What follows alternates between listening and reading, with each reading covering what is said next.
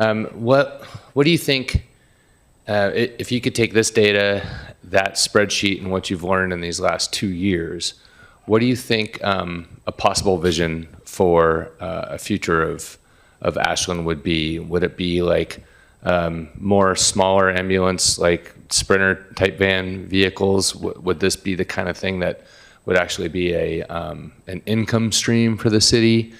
Thank you very much. My name is Paul Mozina, and I did want to start by thanking you all for your service to the community. I can't imagine how much of your free time you're devoting to this, but I sincerely appreciate it. I know it's a lot. And I did want to also praise the chief and the fire department and the budget process last year, where you identified the need to add staff and bring up this the new service to, as you described. I'm not doing a good job of explaining it, but you did a great job, and you reduced the number of days when you have missed calls. And I wanted to also talk about encourage you to take a little bit deeper dive into the data. I mean, we see that we can scale up the services and continue to provide more services as we need to. But when you look at that call volume slide that the chief had out, things were flat from like 2015 to 2019, and there was a decrease in 2020. I'm referring to the high priority calls, the orange line. But since 2020, the orange bar is steadily rising, and I'm concerned that we're not taking a good look at the data. The chief has every kind of call type, whether it's a heart attack, breathing problem, blood clot, overdose. We have all this granularity of data that we can be looking at.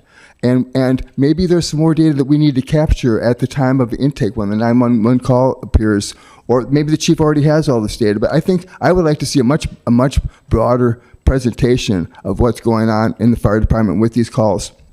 I mean, we have non-emergency versus emergency calls here, but how many of the non-emergency calls were just simply transfer calls?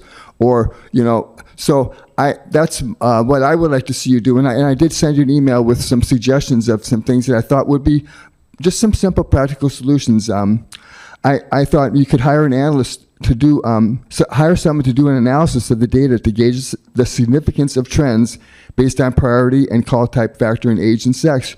I mean, we know we're seeing rising cardiac arrests and heart problems and breathing problems, stroke, traumatic injury, and then we have the chief has all the age.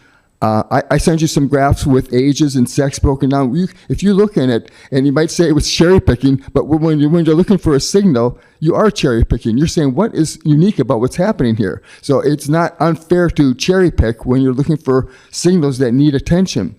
So I would like to see us drill into what is the breakdown per sex, age from the chief's data, from the fire department's presentation rather than mine, and I think you'll trust that more. I ran out of time, but I did send you the email with some other suggestions. Have a health fair. You had a resource for Have a Health Fair, and I did want to again thank the chief and thank you all for your efforts. You made a really great progress for the city last year or since the 2023 biennial. So I appreciate your time.